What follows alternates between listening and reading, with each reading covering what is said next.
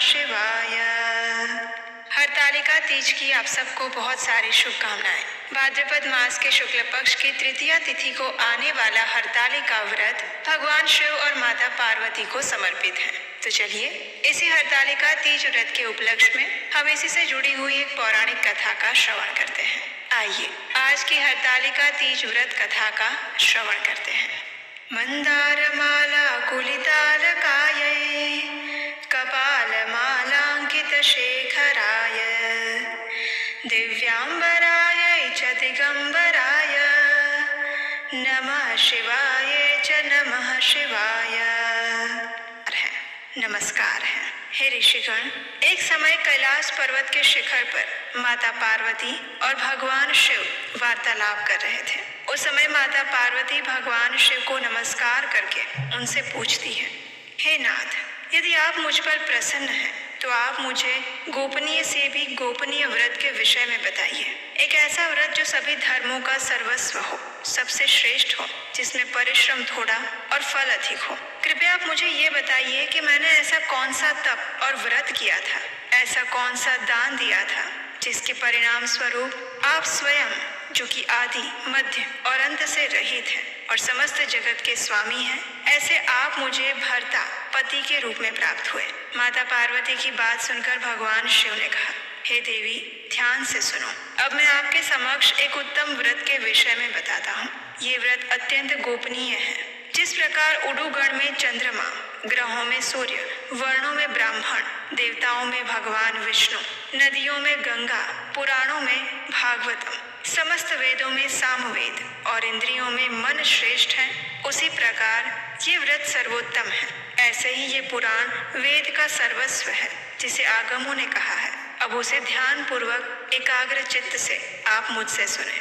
जिस व्रत के प्रभाव से आपने मेरा आधा आसन प्राप्त किया, आप मेरी प्राण प्रिय हुई, वो कौन सा व्रत था और इसके पीछे कारण क्या था, वो सब कुछ मैं आपको बताऊंगा। ये ऐसा व्रत है जो भाद्रपद मास के शुक्ल पक्ष की संयुक्ता तृतीया के दिन अनुष्ठान करने मात्र से सभी पाप नष्ट हो जाते हैं। हे देवी, आपने जो पहले बड़ा भारी व्रत किया था वो सब सुना रहा हूँ। और ये सारा वृत्तांत हिमालय पर्वत पर हुआ था।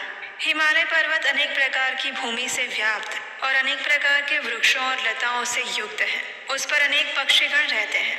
अनेकों प्रकार के नव जीवों से विचित्र और सुंदर बनकर शोभा पा रहा है। उस पर सिद्ध, चारण, यक्ष, गंधर्व और देवतागण स्वस्थ चित्त से विचरण करते हैं। वहाँ गंधर्व सदैव गीत गाने में तत्पर रहते हैं, जो मणि और वैदुर्य से विभूषित स्फटिक और सोने के श्रृंग रूपी भुजों से आकाश को लिखते हुए स्थित है। हे देवी, आपने बाल्यकाल में परम तपस्या करते हुए 12 वर्षों तक अधोमुख होकर तप किया था। 64 वर्ष तक सूखे पत्ते खाकर आप रही। माघ मास में जल और वैशाख में अग्नि सेवन किया।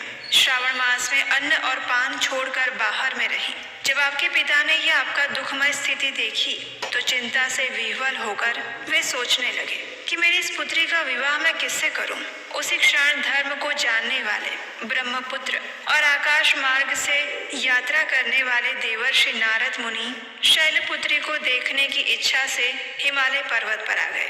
नारद मुनि को अपने घर में प्राप्त करके हिमालय ने अर्घ्य, पाद्य, विष्टर इत्यादि देकर उनका स्वागत किया और फिर अत्यंत विनम्रता पूर्वक उनसे आने का कारण पूछा। पर्वतराज हिमालय ने कहा, हे मुनीश्वर, आप किस उद्देश्य से यहाँ पर आए हैं? कहिए, आपका श्रेष्ठ आगमन मुझे बड़े भाग्य से मिला है। कृपया आपके आने का हेतु बताएं। तब नारद मुनि ने कहा, हे शैलेंद्र हिमवान, ध्यान से सुनिए। मुझे भगवान विष्णु ने भेजा है और उन्होंने कहा है कि आपकी पुत्री स्वरूप पार्वती एक कन्या रत्न है, उसे आपको किसी योग्य वर के लिए दे देना चाहिए। ब्रह्मा जी, भगवान विष्णु और भगवान शिव, इन तीनों में वासुदेव के बराबर कोई नहीं है और इसलिए आप अपनी पुत्री पार्वती को भगवान विष्णु को दे दीजिए और यही मेरा मत है। ये सुनकर हिमवान ने कहा कि अगर वासुदेव स्वयं आकर मेरी कन्या मांगेंगे तो मैं अवश्य दे दूंगा, क्योंकि आप उनके लिए आए हैं। ये सुनकर नारद मुनि वहां से चले गए और उस स्थान पर पहुंचे जहाँ पर स्वयं भगवान विष्णु विराजमान थे। हाथ जोड़कर नारद मुनि ने कहा, हे देव, ध्यान से सुनिए। मैंने आपके विवाह का योग लगाया है और इस प्रकार कहकर नारद मुनि ने सारा वृत्तांत कह सुनाया। वास्तव में भगवान विष्णु और नारद मुनि देवी पार्वती का मन जानना चाहते थे और उनकी परीक्षा लेना चाहते थे। लेकिन इधर जब माता पार्वती को इस बात का पता चला तो वे ये सुनकर अत्यंत दुखी हो गई और अपने पिता का घर छोड़कर अपनी सखी के घर चली गई। वहां जमीन पर गिरकर अत्यंत दुखी होकर रोने लगी। उनको इस प्रकार क्रंदन करते हुए देखकर उनकी सखी ने कहा, हे देवी, किस लिए इतनी दुखी हो रही हो? बताओ क्या बात हो गई? जो भी आपकी इच्छा होगी उसे मैं अवश्य करूंगी और उसमें कोई संदेह नहीं। ये सुनकर पार्वती जी ने कहा, हे सखी, जो मेरे मन की बात है उसे सुनो।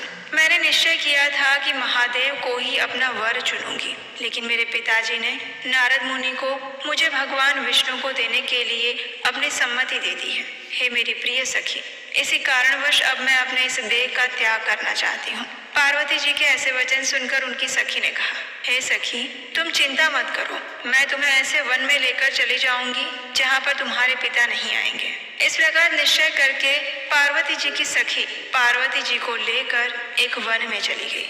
इस कथा को आगे बढ़ाते हुए भगवान शिव कहते हैं, हे देवी, आपके पिता हिमवान ने जब आपको उनके घर पर नहीं देखा तो वे अत्यंत चिंतित हो गए और सोचने लगे कि आखिर मेरी पुत्री को कौन से देवता, दानव या किन्नरों में से किसने उसका अपहरण कर लिया, कौन उसे लेकर चला गया।